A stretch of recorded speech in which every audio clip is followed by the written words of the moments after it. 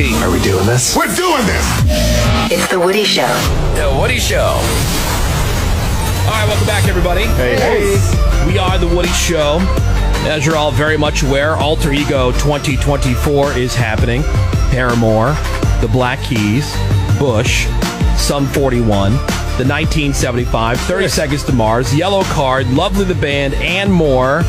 And we are lucky to have one of the frontmen from one of these great bands in studio with us right now.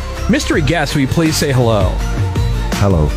I know exactly who that is. Yeah, Can I take a guess first? Yeah, okay, all right. Yeah. That's Gavin Rossdale from Bush. Hi, Gavin. Hi, how are you? Hello. It's great to have you here, man. You were one of my first ever big interviews in radio. Great. How did it go? You know what? I was so nervous. how were you? How were we? You were great. I was a nervous mess. I was working in Portland, Oregon at the time, and for a station KNRK, and you guys were playing a big show, and you were super nice and super cool, and that was a big moment for me. Like you always remember your first, right? Yeah, so like my first big band interview was Bush and you and Nigel. Back in like 1997. I'm sure Gavin remembers all of it. He doesn't. That was my first big interview.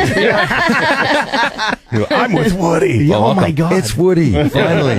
Yeah. Well, welcome. And a couple things going on. Just so you know, besides AlterEgo with Bush, the greatest hits album, 1994 to 2023, that's going to be out on November the 10th. Pre-orders are going on now, but the new single, Nowhere to Go, but everywhere. That is streaming now everywhere. And they've got a North American tour, which is on October 14th. That starts in Orlando and goes all across the country. But just go to the website. You have all the dates there. So no matter what city you're in, there's got to be one that's coming around here close. So like on the shows that you're going to be doing, is this really going to kind of be like a greatest hits tour? I mean, I guess I always was like terrified of doing greatest hits because I love having new songs and keep moving forward, and you get that sense. I always thought it was like a swan song. People were like, okay, see you later. I'm moving to Maui. Bye. So I didn't like, I was like, no.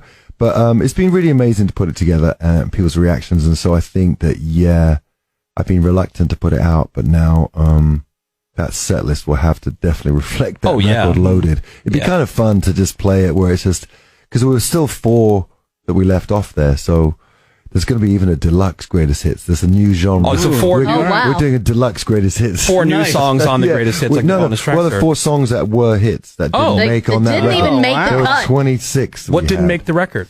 It was like War Machine, Mad Love. Calm Down, Glycerine, Machine Head, Little Things, Everything's Zen, No Chemicals Between Us. Something like that. Yeah, you got to say those. So, no, so I don't know, There's one song that you want to play at every show. What is that? And of all the regular songs on the set list, what's the one song, if it was up to you, that you would never play again? Just for whatever reason. Not that you don't love all your songs, but like, just like, oh my God. Yeah, again. Like, really? Well, you've fallen a little bit out of love with them. I haven't played Swallowed for a bit. Oh. Really? Is that on the greatest hits album? Yeah, oh, hell Gotta be. Yeah, has to be, Yeah. Has to be. There'd be a mutiny. But, But then when I play again, I like it again. Yeah. It's just like, you just feel paranoid because you're always like, I got to write something better. So I got to keep pushing forward. And I do something and I feel really good about it. And then I go, now I play Chemicals and I hadn't played that for a while. Or I didn't play Greedy Fly for ages. Oh. And then I played it the other day. I did a show with Corey from Slipknot. And Corey Taylor. Yeah. And we were doing with Bert Kreischer's show. And he goes to me, and they go, what's the best song you wish you'd written? To Corey. And he goes, Greedy Fly. All right. I was like, that's got to go back on the set list. I put that the next night. I was like, what am I thinking? I'm an idiot. Well, I mean, you guys have had so many big songs. So that went right back in. So none of them get, I don't understand the thing with, some people get really annoyed at their hits. I know some people like, they hate their big hits. I never got that. It's just like sort of hating your mom or something. It doesn't make sense. Your family. Dude, it doesn't make sense. We're not a band, but like, we're up here doing the show every day. It's like, man, if you love it, we'll do it every day. Yep. There's a guy that I saw recently who remained nameless because I thought it was really uncool. He goes, he's playing his set and there's these unknown songs and he goes, and here's the one that's paid the rent. It was a big hit. Something everybody loves. I was like, ooh, it's so sad. I know the who song's that is. great. Well, right. I'm not going to say who it is. I know. I'm having a good time. Josh from Queens of the Stone Age. Wasn't him. Wasn't him. No, I know for a fact it wasn't him. He did an interview with one of our friends, Stryker, who has his podcast, Tuna on Toast, and he said in that interview, he's like, man, he goes, I know every time I go play a show, we're going to play No One Knows because the fans love that song and that's what they want to hear. And he said the bands and the artists or whatever who don't do that, he called them C words. Yeah. Oh, wow. He used a very strong crotchety. word. He crotchety. Yes. Yes. Yeah. Nailed it. Let me go back to the Bert Kreischer, by the way, is a dear friend of the Woody Show. Oh, he's incredible. We love Bert. He's a great friend of ours. We hosted his movie premiere that when he just had the machine that came out. Dude, I have never been more uncomfortable for somebody. And maybe because I know the guy too. And when he had you and Corey on his Something's Burning podcast, and he said, so you ever been married? He said, are you married? Oh. And Gavin says, I was married. And Bert goes to who? Oh, no. I was never more uncomfortable. Was there an edit in there? That's my question. Was there an edit in there I mean, the thing is that you go on those shows and you get done a couple of times, but you have to get done a couple of times, else it's not funny. Right. And so I love it. I was laughing my head off. Yeah. He's a fun guy. And I said right after that segment, I was like, don't cut that bit out. Yeah. And then they got me on something else, and then you get them back. That's what it is. Right? Yeah. The repartee, and you got to have a good, got to be a laugh. By the way, Gavin brought donuts. I know. Sure did. Yeah. I really wanted to like He knows how to Dude, you should see how many maple bars are Oh back my here. God, you're way too big and famous to bring us I food. know. Like we would have you in no matter what. Yeah. Speaking of food, though, I'm sorry, Greg. Oh, I was going to say, speaking of famous, and I asked this to somebody else, and I can't remember who I asked it to, but I'm always dying to know. Hypothetically, you run into a musician that you haven't met before. I mean, I'm sure you've met Dave Grohl, but let's just say Dave Grohl.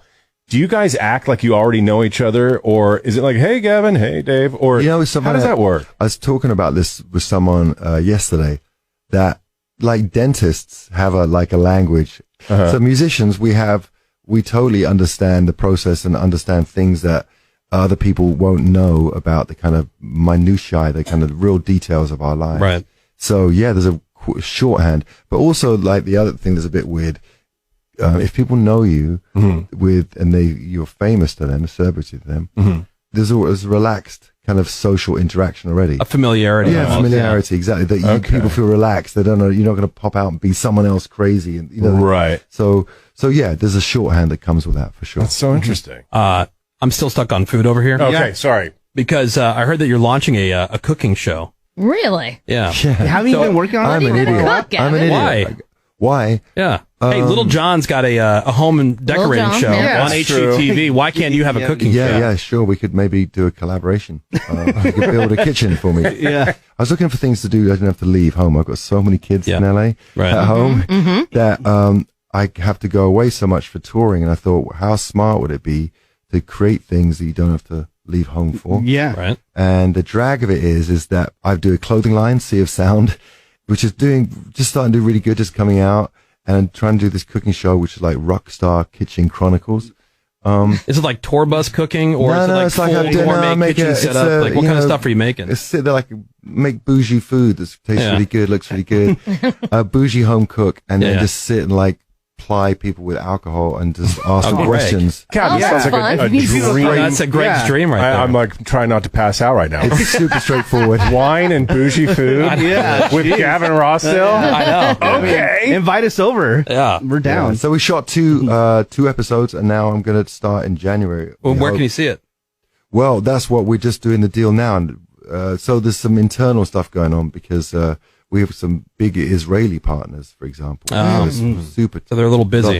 A lot of tragedy. So there's some That's heavy. more important things going on right now. They can take the back burner. That's on The cooking show. See, that was a cooking thing there. That was a cooking Yeah. reference. Well, Gavin Rossdale from Bush is here. Bush will be at AlterEgo 2024. Yes. Along with Paramore. And Nice. the lineup's insane, right? I mean, It's So good. really good. Paramore, the Black Keys, Sum 41, which, by the way, they're like on their farewell go around. Yeah. This is going to be it for them for a while. I'm sure they're going to come back to make huge money at some, hey, remember us festival years from now. But they want to go do other things, but they're going to be playing AlterEgo, the 1975, 30 Seconds to Mars, Yellow Card, Lovely the Band, and a whole bunch more. It's happening Saturday, January 13th at the Honda Center in Anaheim. So that's Yeah, it was You still so living in Orange exciting. County? I still am, yeah. I'm Okay, still, so that's nice still and close. big Anaheim. It'll be a yeah. good Now, will you commute. drive? I never left. Will you drive yourself? When I drove there, when I first got there 25 years ago, I figured I couldn't leave. Yeah. Now, will you drive yourself to the show, or do you get somebody to do that for you? Driving myself to the show, that feels a bit like that stops the fun. Yeah. The fun stopper. Yeah. What kind of car do you drive? I have a Range Rover. Okay. That's English, but I do like I have so many kids that I've got sort of a big SUV for them, and I like driving that because it's like Yeah. tank. Yeah. I asked that question because we had Dave Grohl in here one time, and he was telling a story about how he saw these guys, and they noticed that he was there. He saw these two guys at the car wash saw Dave at the car wash, and he heard them like taking bets on which car was his. And it totally like flipped him out when it was the minivan. So Dave Grohl drove the minivan to the car wash, and these guys were like, no way. The soccer minivan. That's Right, right. yeah. Yeah. And he wasn't lying because there's been videos on social media Oh, of yeah. him driving it. Yeah. I once had one of those years ago when my kids were small, and we went to someone's birthday party somewhere with the kids. And when I got out of the car, people came up to me and asked me for pictures and autographs, and they said, we weren't sure it was you because we saw you get out of that space wagon. We weren't sure. That's cool. I was like, hey, what's wrong with that? You know what I mean? It's kids. Well, that just shows that someone's going to be cool, man. You know what I mean? exactly. It's just like a regular dude. I thought you were Gavin's brother. More with Gavin Rossdale from Bush coming up next here on The Woody Show. Hang on. Hold up. More Woody Show. Next. This is The Woody Show. All right, welcome back. It is The Woody Show. Gavin Rossdale from Bush is here. Playing AlterEgo 2024. Paramore, Black Keys, Sum 41, The 1975, 30 Seconds to Mars, Yellow Card, Love the Band, and more. Anaheim, California, the Honda Center, Saturday, January 13th. Hosted by yours truly, The Woody Show. That's right. And and also Bush's tour, the North American tour, getting underway November 14th. It starts in Orlando, makes its way around the country. They got a new single, Nowhere to Go, but Everywhere. Also, the greatest hits album, 1994 to 1923. Yeah, to 1923. It's going to go backwards. That's not how it works. So good for 100. 1994 to 2023. That's Bush's Loaded, the greatest hits album. That's November 10th. That'll be out. We were talking a little bit about that before the break. Pre-orders are live now. Fun fact, Gavin and I share a birthday. Whoa. No way. October 30th. Oh, yeah, the 30th? Yeah, both That's on the so 30th. cool. That's And so cool. You Like, already know this because character traits. as like, somebody who was born on the 30th of October, very few cool people born on October 30th. All these other people have other cool birthday pals. I have you. we were born. Yeah, I That's have all you, right. and I have the Fonz.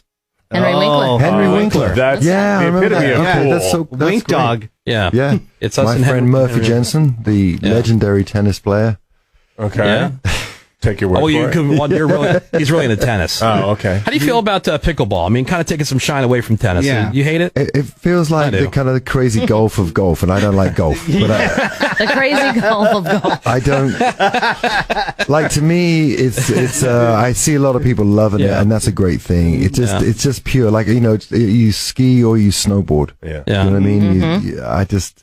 I feel like a purist on that stuff. So I'm into tennis, but a lot of people loving it. So that's a great thing. And they say something weird, like people that play racket sports like live weird amounts of time longer than any people that don't. Yeah. Oh, yeah? It's all the stress you put your body through, the stress movements that we used to think like 5 years ago, oh, that's really bad for us. And now we're all like, oh, we know about red light. We know about all Right. these things. And actually, our mitochondria are happier if we're going, if we're, Yeah. Now, it if doesn't we're- look like we I don't know. starve ourselves. And if we do ice therapy, ice baths, Yeah. and starve ourselves, so you put your body in shock. So Right. by doing things that are shocking to your body, Yeah. it keeps you, if you, rather than being sedentary and sitting with like, fast food on your couch, that's why the whole thing, you break up, you keep your body lean and mean.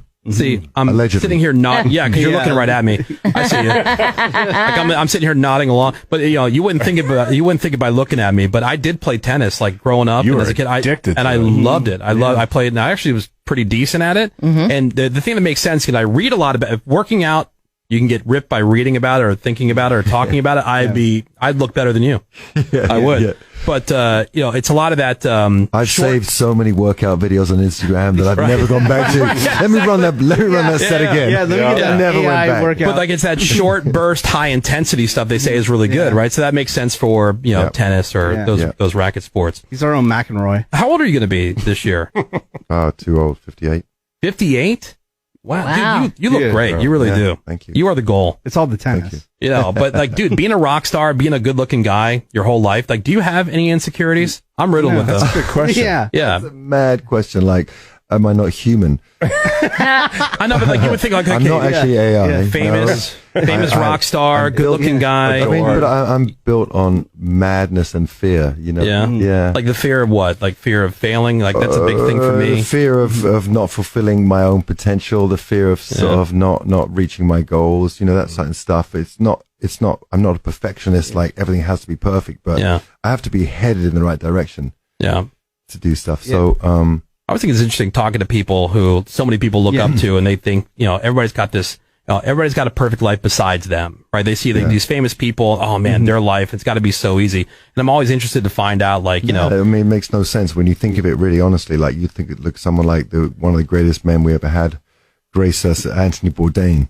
Yeah. Oh yeah. Oh yeah. Coolest job. Man. Yeah. Coolest job. We all looked at it thinking, who wouldn't want to have dinner with him? Who would want to be his friend? Right. Yeah. Who wouldn't have him over their house and be great friends with him? I know that Josh Homme was friends with him from the Queens of the Stone Age. Yeah. And he took his own life. So there's the indication. And if anything, nowadays, it's a really healthy dialogue about mental health. We never used to have. No. And so we, rock music and the stuff that we did is all built with all those issues in it. Yeah. Anger, pre-therapy, depression, and that sort of alienation stuff. And now you see that it really is a massive, crazy problem. Yeah. I think it's an incredible thing that everyone talks about it so much more. Is that your therapy, like through music, or I think like, so. Do you actually see like a life coach or a therapist? I have done. Like I was life coaches sounds so scary. It doesn't sound. Can you imagine? Like I'm going to be a life coach. Right now, you got to believe in yourself to be a life coach. I know somebody who is, and I mean, she's a really cool chick and everything. Yeah. But like, I'm like, you have business what are the cards qualifications exactly? I don't know, because like sometimes her life is a mess too. Just confidence is the main thing. I know. Speaking of fear, does somebody of your caliber still get stage fright? Like, I will be nervous on this show because it's really great to be back at, doing that show. So yeah, those big events with other bands. Mm-hmm. And mainly the biggest one is like doing like when after Bowie died and I sang, they had his alumni did a whole night of shows. Uh-huh. And so I did I'm Afraid of Americans. Great song. And with the original band. Oh wow. And then my heart was in my mouth. I couldn't even speak. Oh wow. And I ran out of the building when I finished. There's 2 nights. The second night I enjoyed it, and then when I did the Linkin Park thing for Chester, the benefit after he passed, and I sang one of their songs, which was so "Leave Out All the Rest," which is when my time comes, forget the wrongs that I've done. Oh my God, leave out all the rest. It's just like I was. Just didn't want to mess it up for the fans, for him, for his family. Yeah. So those times I just can't even speak. You know, it's crazy. I heard a story, that you told long ago in some interview about like in your early days of Bush or just being a musician, like the thing that held you back the most, the feedback that you got from, these people, it was about your voice. They didn't think that you had a good voice, which is crazy. That's insane. I know. Right? Like when you think about all that you've accomplished and you're known for having like one of the most unique iconic voices, especially of like 90s era rock. Oh, definitely. And yeah, I think that it's it's just how it goes, isn't it? Like there's that line in the Grace Jones on that record she did with Trevor Horn, where you use your defects, then you're going to be use your faults, use your defects, then you're going to be a star. But did you get in your head about that? Like, or like, what do you do when people tell you that? Did you try to change your voice or try to do something different, or you just keep on with whatever you were already doing? I was so stupid. I just kept going. I sort of thought, well, you don't, just because you don't think it's good enough today does not mean it's not going to be good enough next week. Right. And it was the easiest thing was, to criticize my voice or my stage presence or something like that. It wasn't good on stage. I was just learning and growing up. You maybe did a bad show in a pub, right, with like broken beer bottles flying past your head. It's like, I don't know what it was. But I think fondly of those people because they helped me, They helped me. They fed my hunger. Is it also true? And I don't know if this is real or not. I heard this, and it kind of seems hard to believe. Although you hear crazier stories about how songs get written and whatever. Sure. The first song that you wrote on your own was "Come Down." Mm-hmm. Yeah, that's real. That's the first song. Wow. Well, what happened is I'd written songs for a number of years, 2 other bands where I sang. Yeah. And then in the second band, I was in 2 other bands. The second band, he didn't want me to play guitar. I wasn't very good. I'm not really that good now, but I'm getting better. Okay. But I wasn't that good then, and so enjoy your humility. So he didn't let me play guitar, which was kind of legit, but at the same time, it stopped a whole slew of songs, obviously, because I wrote from then. So when he left me and the band broke up, the band disbanded, and I forced myself to unlock the magic of songwriting, and the first song I did write was "Come Down." Wow. That's crazy. That's really cool, man. Could you hear about? I mean, it's an annoying bar to step. It's not been like you were downhill ever since. It's not like you were selling insurance until that moment, and you sat down for the very first time you ever held a guitar and you wrote "Come Down." But you had been doing music, you've been doing stuff, and I'd written decent songs. I hadn't written nothing for Bush. Yeah. I'd written nothing for Bush. So that's when people say when you do the second record, oh look, your first album is like, oh, it's easy because that's like 20 years of songs since you were like 8 years old. Right. I was like, no. Those are like a year and a half of writing. Yeah. So I never had that issue. My God. Whenever I go to write a new record, I'm not like, oh my God, how can I ever do it? I've never done it from this way. I always did it this way. But there are first albums, man. Then there's 16 Stone. I mean, that's an iconic album. I mean, Glycerine, all these great songs. It's so wild because I always remember writing it. The only reason I talk over you, I apologize. No, you're fine. It's because way more interesting. No, because you inspire me. Because it's like I can tell you exactly what's going on in my head when I was writing those songs, and how I was walking around the park with my dog, playing one cassette thing of the riff of Machine Head to get the words or to get any melody to go with it. So I have all the other side of the story where I was when I wrote Glycerine in my bedroom opposite my brown chest of drawers, with a tape recorder on the top, and it just went. And it came out so quick. I did 1-2 goes, one go, the whole song. And I was convinced I'd ripped someone off. And I was like playing it to people going, where have you heard this? I should write this song. It sounds too adult. Or too, hey, at least it wasn't like in a diarrhea medication jingle or something like that. You know, something really embarrassing. Yes. Oh my God. Gavin Rossdale from Bush is here. Alter Ego 2024, Paramore, Bush, Black Keys, Sum 41, the 1975, 30 Seconds to Mars, Yellow Card, Lovely the Band, and more. Saturday, January 13th at the Honda Center in Anaheim. Capital One cardholder presale begins next Tuesday. That's the 24th. General on sale next Friday, the 27th. You got Bush's Loaded, the greatest hits album, 1994 to 2023. That's going to be out November 10th. Pre-orders are live now. But their new single, Nowhere to Go But Everywhere, that is streaming everywhere right now. Make sure you go catch Bush if you can't see him at Alter Ego. You go see him on their North American tour, which gets underway November 14th in Orlando. The always nice, kind, and as we learned today, humble chef himself. Yes. Gavin Rossdale. Thank you. Dude, thank you so much for coming in. We're looking forward to seeing you at Alter Ego. Good to see you guys. All right, it's The Woody Show. We'll be right back. Sit tight. More Woody Show. Next.